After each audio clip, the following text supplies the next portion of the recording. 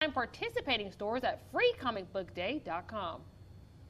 Jeremy, how do you feel about free comic books? I mean, I'm excited, you know. I'm a big Batman fan, so if I can get a Batman comic, it's game time. You know what I'm saying? For sure. I've never owned any comic book, but... Really? Yeah, but that's good for everybody else who likes comics. Free comic books. I mean, who doesn't like anything free? You should go, you know, pick up a free one just to see what it's about. I talked to local residents in the city of Dyersburg to see how they were coping with the leftover damage from the inclement weather. Many of them said things are much better, but they had trouble getting out of the house and onto the road. I had to scrape at least 4 inches off my vehicle, and my yard is still impacted with ice and snow. We didn't lose power, but it's pretty rough. Kathy Beavis, a resident in Dyersburg, said her and her dog couldn't get a grip on the ice. When you're taking a dog out to potty and your ground is solid straight to ice and she goes to sliding and you go to sliding too and you try to keep her from hurting herself or keep you hurting yourself, it's kind of difficult. Pauline Weaver, a senior citizen in Dyersburg, says she wants to scrape the ice and snow from her yard so it won't freeze over again. I got to try to get out here and get it off the step, and I have to try to get to the back and to get something to get it off with. I'm standing here in Trenton. As you can see behind me, the ice that impacted the city is all but gone. So I talked to locals to see how it impacted them the day of the storm. The yard was somewhat of a disaster. We had 5 large limbs in our backyard that fell. One of them completely demolished my children's swing set.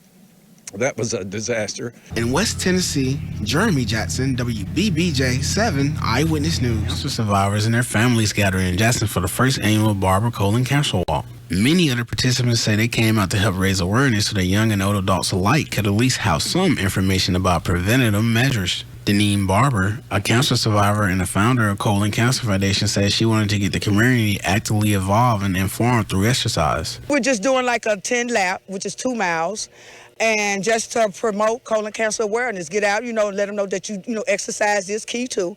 And I'm not telling people to walk the 10. If you can't walk the 10, walk 2, walk 1. Barbara says many adults are afraid to go to the doctor due to expensive medical bills and the fear of being diagnosed. She says that's a problem because taking an early screening for cancer is what saved her life. You got young people out here hurting and fighting each other for no reason. Get into a fight of your life when your doctor tells you got a deadly disease that might take you out of here the next day because you don't know how long you had this because you didn't go get a wellness check.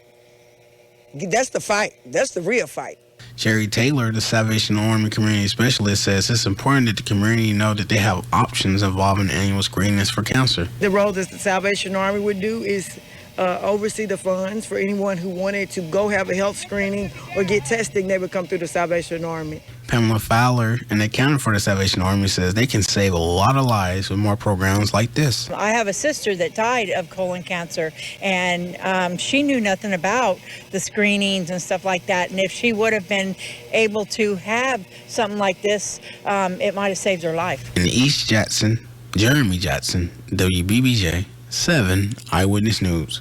A man was severely injured in a hang gliding accident Sunday evening. Humboldt Emergency Service officials say the man crashed at the Humboldt Municipal Airport. Lieutenant Trudeau of the Humboldt Fire Department says he feared the worst because the accident was initially reported as a plane crash, but says he was relieved to know that the victim had survived.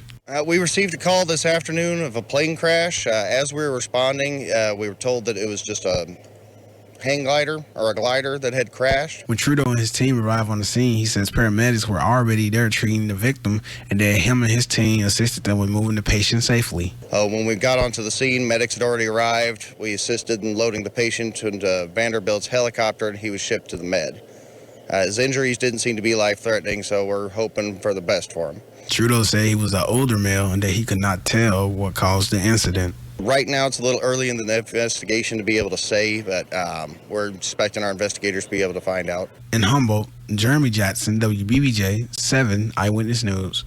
I'm standing here right now in Sandburg, Tennessee on Foothill Street. As you can see behind me, telephone poles are leaning to the left. Everything has been demolished here. The tornadoes that touched down really did a number.